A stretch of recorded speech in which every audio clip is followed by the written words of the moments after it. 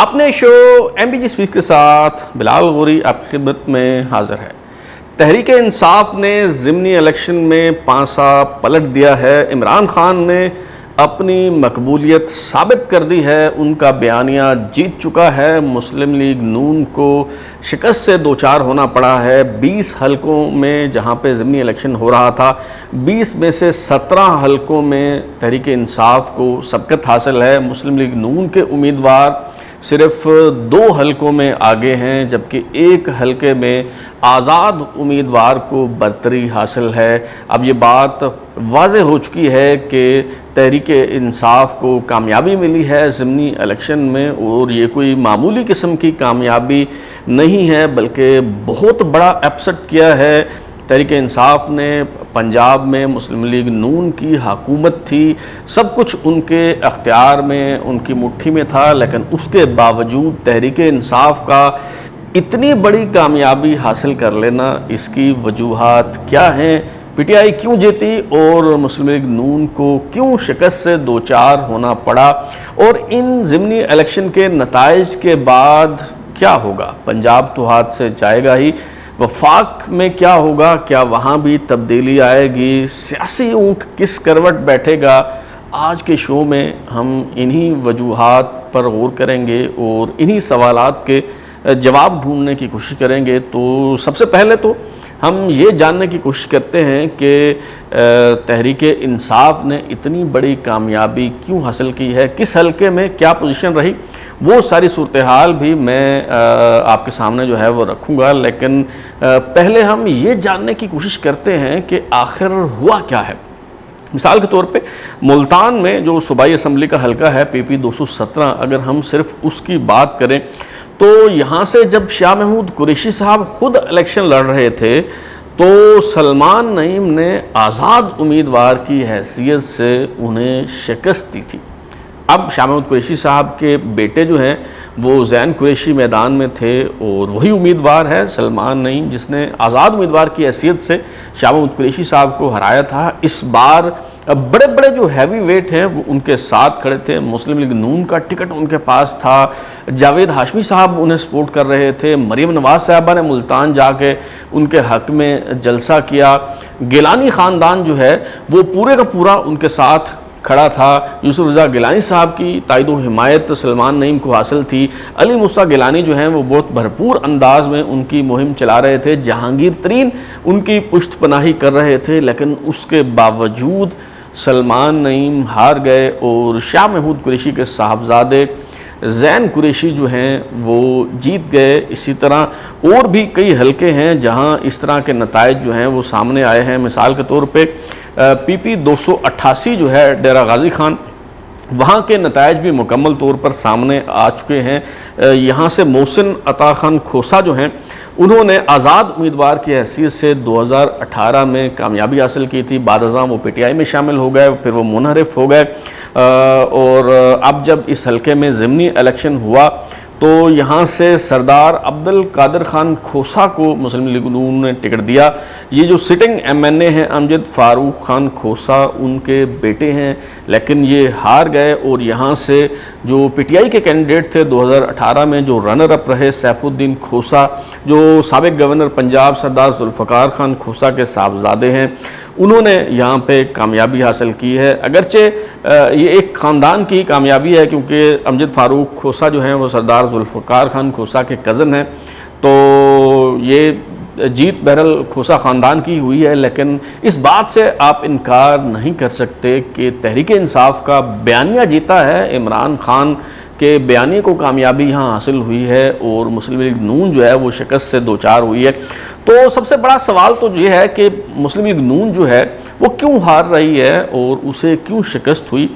مجھے جو اس کی چند وجوہات سامنے آتی ہیں پہلے وہ ڈسکس کر لیتے ہیں، پھر اس کے بعد مختلف حلقوں کو بھی ہم جو ہے وہ ڈسکس کریں گے۔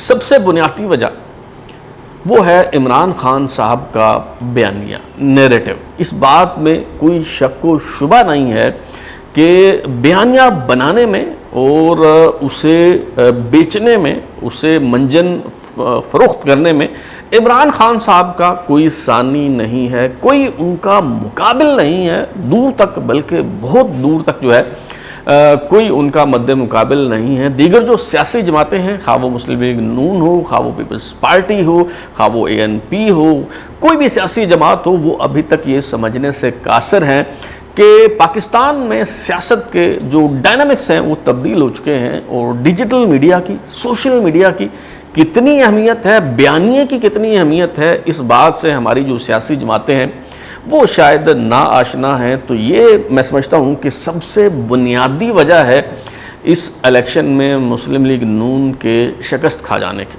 اب دیکھیں پاکستان میں جتنے بھی الیکشن ہوئے ہیں وہ بیانیے کی بنیاد پر ہی جیتے گئے ہیں۔ مثال کے طور پہ ذوالفقار علی بھٹو کو جو نکالا گیا، ان کے خلاف جو PNA کی تحریک چلی، وہ کیا تھا؟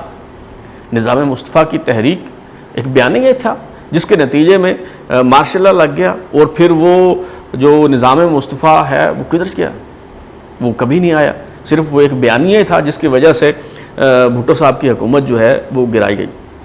اس کے بعد جتنے بھی پاکستان میں الیکشن ہوئے، اس مثال کے طور پہ 2008 کا آپ الیکشن دیکھیں، اگر محترمہ بینظیر بھٹو صاحبہ شہید نہ ہوتی 27 دسمبر کو، تو کیا پیپلز پارٹی 2008 کا الیکشن جیت سکتی تھی؟ ہرگز نہیں۔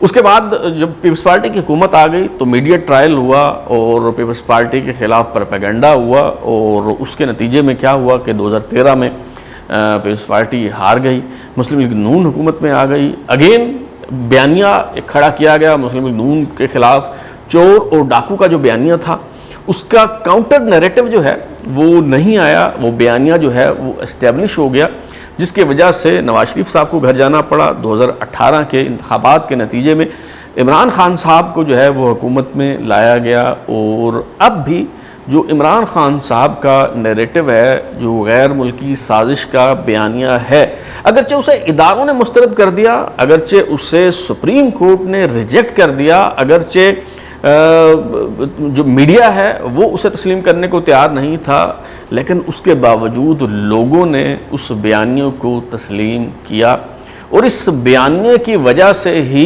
عمران خان صاحب جو ہیں اتنی بڑی کامیابی جو ہے انہوں نے پنجاب کے اندر جو ہے وہ سمیٹی ہے۔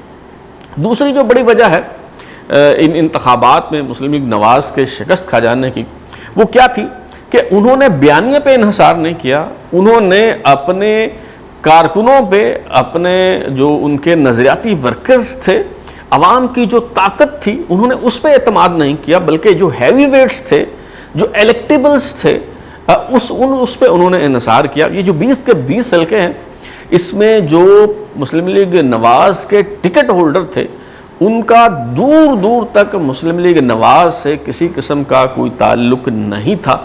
تو مسلم لیگ نواز کا جو ورکر تھا وہ بہت کنفیوز تھا، وہ ان کے لیے تحریک کیوں چلاتا، وہ ان کے لیے انتخابی مہم کیوں چلاتا، وہ ان کے لیے ووٹ کیوں مانگتا، کیونکہ مسلم لیگ نواز کا ورکر جس کو بیانیہ دیا گیا تھا، ووٹ کو عزت دو کا بیانیہ، جس کو سویلین بالادستی کا بیانیہ دیا گیا تھا، جس نے بڑی مشکلات کا، صعوبتوں کا، ابتلاؤں اور آزمائشوں کا سامنا کیا، اس ورکر کو آپ نے پیچھے چھوڑ دیا۔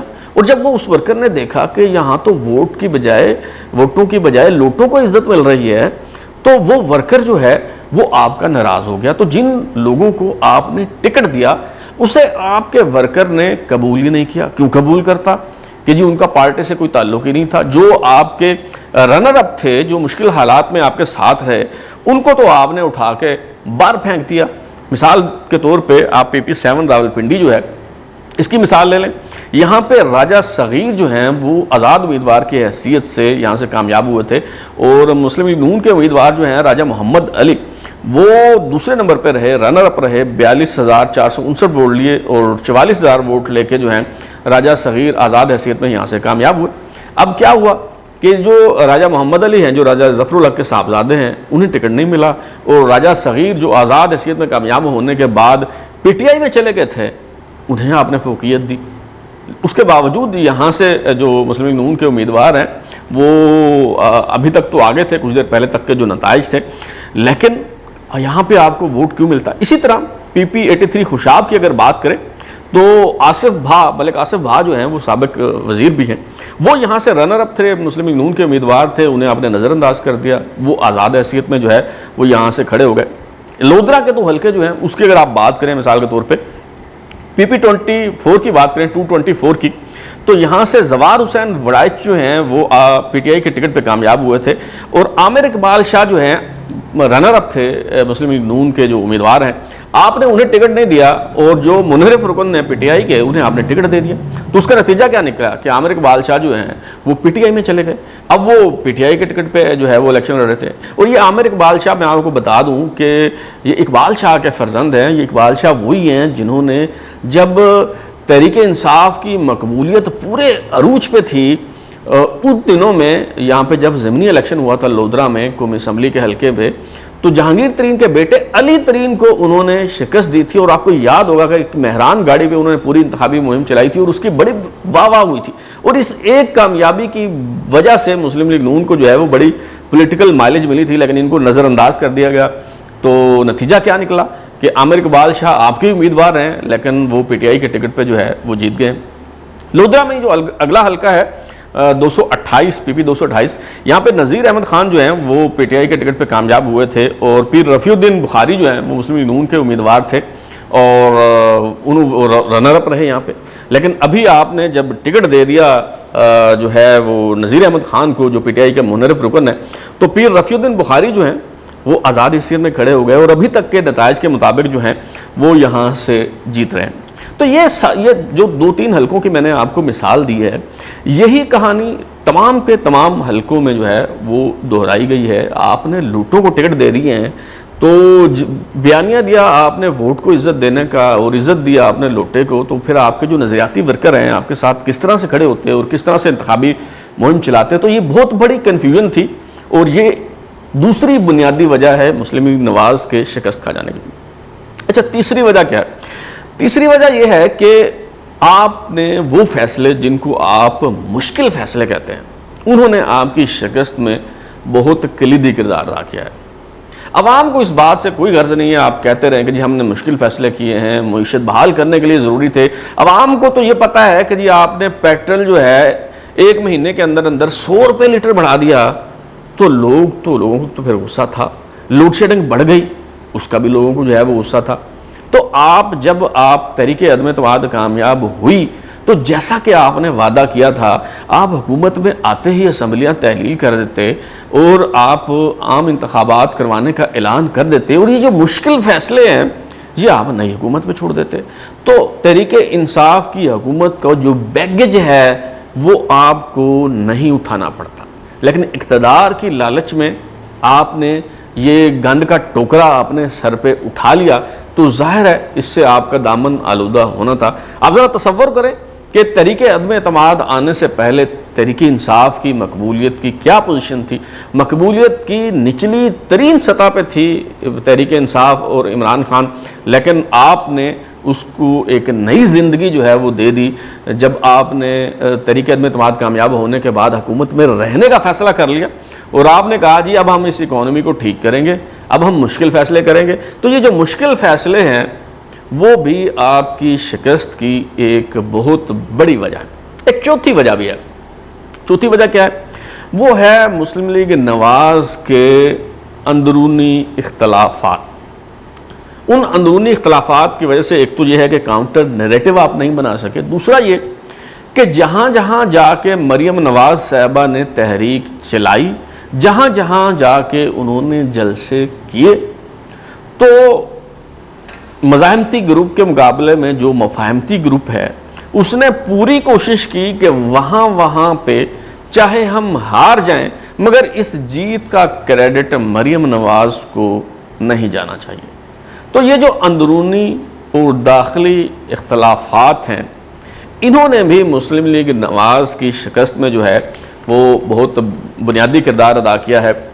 جیسا کہ میں نے شروع میں بتایا کہ 20 حلقے جو ہیں جہاں پہ ضمنی الیکشن ہو رہا تھا، ان میں سے 17 پر پی ٹی آئی کو سبقت حاصل ہے، صرف 2 حلقے ایسے ہیں جہاں پہ مسلم لیگ نواز جیت رہی ہے، اور ایک حلقہ جو لودرا کا حلقہ ہے جہاں پہ پیر رفیع الدین بخاری جو ہیں وہ ان کو برتری حاصل ہے، اور یوں لگ رہا ہے کہ وہ یہاں سے جیتنے میں کامیاب ہو جائیں گے۔ اس کے علاوہ جتنے بھی جو ہیں وہ حلقے ہیں سب میں پی ٹی آئی جو ہے وہ جیت رہی ہے۔ ابھی تک حتمی اور سرکاری نتائج جو ہیں وہ اگرچہ سامنے نہیں آئے، لیکن ایک ٹرینڈ واضح ہو چکا ہے اور مسلم لیگ نواز جو ہے وہ اپنی شکست کو تسلیم بھی کر چکی ہے. عمران خان صاحب جو ہیں وکٹری سپیچ بھی کر چکے ہیں.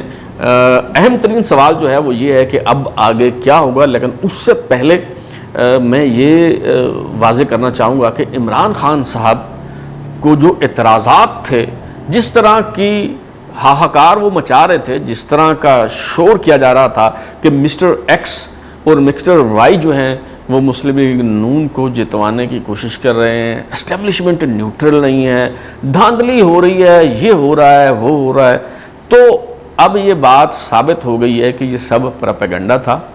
یہ محض اداروں کو دباؤ میں لانے کی کوشش تھی. اب شاید انہیں یقین ہو گیا ہوگا کہ اسٹیبلشمنٹ نیوٹرل ہے، کسی قسم کا کوئی سیاسی کردار جو ہے وہ ادا نہیں کر رہی. ان کا جو بیانیہ تھا کہ ان کے ساتھ زیادتی ہو جائے گی، ان کا مینڈیٹ چرا لیا جائے گا، ان کے ساتھ دھاندلی ہو جائے گی، یہ ساری باتیں جو ہیں وہ غلط ثابت ہو چکی ہیں. اور اب رہ جاتا ہے آخری سوال کہ پاکستان کا سیاسی منظرنامہ جو ہے وہ کیا ہوگا. ظاہر ہے ضمنی انتخابات میں جس بڑے پیمانے پہ تحریک انصاف نے کامیابی حاصل کی ہے، اس کے بعد حمزہ شہباز شریف جو ہیں وہ کسی طرح سے بھی وزیر اعلیٰ کے منصب پر برقرار نہیں رہ سکتے، انہیں گھر جانا ہوگا.